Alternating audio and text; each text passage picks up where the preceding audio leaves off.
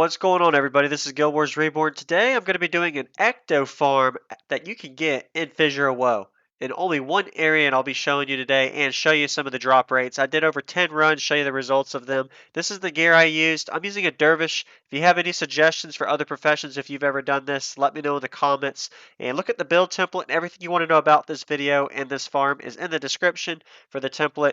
Got a couple of Ectos and obby shards during these 10 runs, and some of the other drops you can see there. So be sure to hit the like button. Welcome to my channel. Looking on Wiki, Ectos do drop in Fissure of Woe from the Banshees. So it takes about 5 to 6 minutes per run to do this, to get to the Banshees and to kill them, depending on how good you are. And this is the build I'm using. It is a VOS Dervish build, and pretty much it's very easy, and I'm doing it in normal mode. There is some challenging parts depending on the aggro range of your bubbles, where you get to have to run by some of the areas like dealing with deep freeze or cripple, but it should be pretty easy, straightforward. So we're going to go ahead and get started getting in there. I use heroes at the very beginning just to clear the first group because I want to make sure I have a safe zone for the NPC to get to the activation period of TOS to be able to activate the Wailing Lord quest, which is required for this Ecto farm.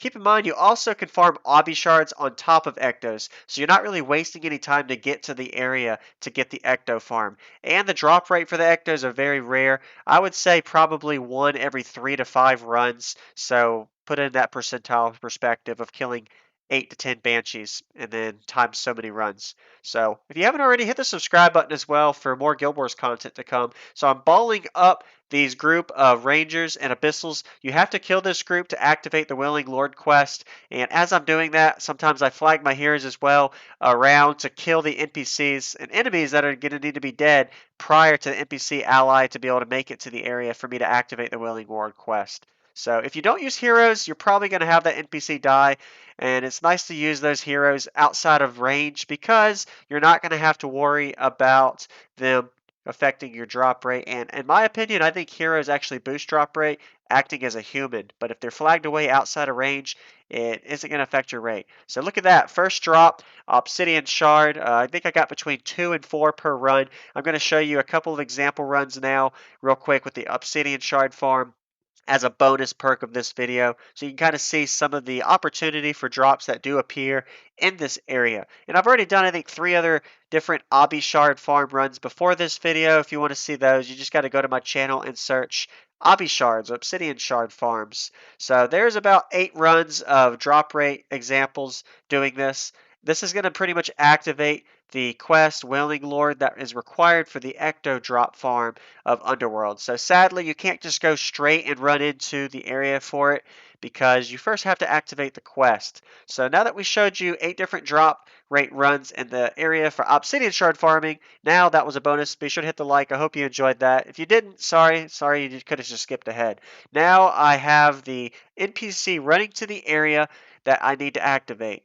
So this Rosagon the Eternal needs to come to me. Make sure it doesn't die. If it dies, you didn't have a good enough job with your heroes distracting those enemies, or you didn't bring heroes and the Rosagon's going to die because you have to have some form of defense mode to not aggro those enemies to you. So now that I got to the area for TOS Tower of Courage, you've got 2 Abyssals and a quick Necro you got to kill here to activate the Wailing Lord quest. So I am not the most efficient in Pro and FOW. I hope I'm explaining this properly. And if there's anything I do wrong, just let me know in the comments. But I'd rather you be constructive in a positive way as well, because this is for new viewers and people that are learning something new as well.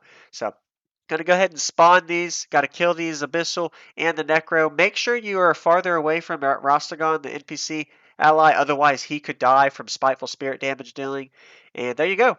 Now that that's opportunity open, go ahead and grab the reward and accept the next quest, the Wailing Lord. Now the Ecto farm begins. So it's going to take about 1.5 minutes to rush to the area where you actually have to be able to Ecto farm, which is the Wailing Lord quest activation to kill these Banshees. So I'm going to put some overlay music on for a little over 1 minute to show you the route to get there. It is in the forest, corner of the forest over the bridge, if anybody knows FOW really well.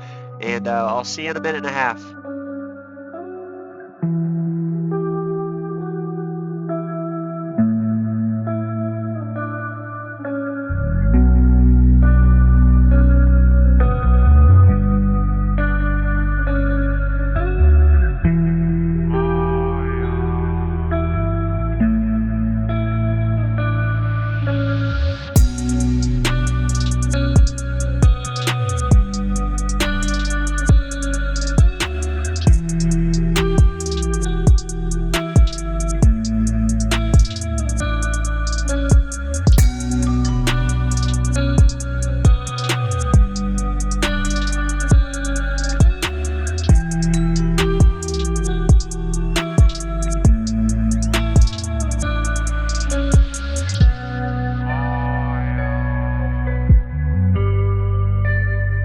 So a quick note real quick, if you and a friend want to do this, you could do this efficiently in around 3 minutes versus 5 to 6 solo by just bringing a dervish that would rush to this area while the other derv is clearing TOS. So keep in mind if you want to do that.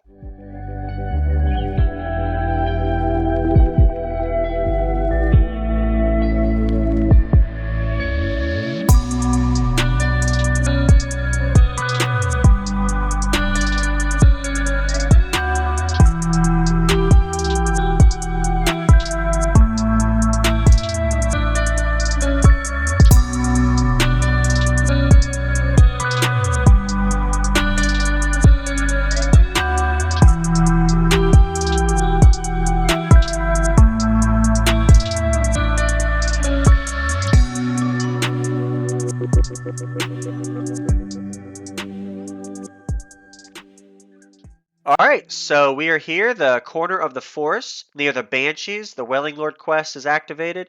It should take you around 4 to 5 minutes to finish this farm if you're using a Cupcake. And I say this run is easy as long as you use the right gear, armor, and you have a good setup and you get the use to the routine of using the enchantments and scythe stuff like I've showed you in this build video, then you'll be able to make it here every time. So kill these Banshees, ball them up somewhere. I like to ball them up behind this little corner here and pretty much kill the Banshees and hope for the best to get an Ecto or some other nice rares.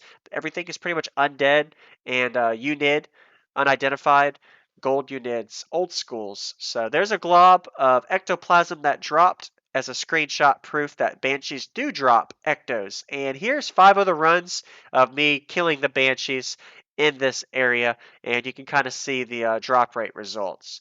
So thank y'all for watching. Hit the subscribe button if you haven't already for more Guild Wars content to come.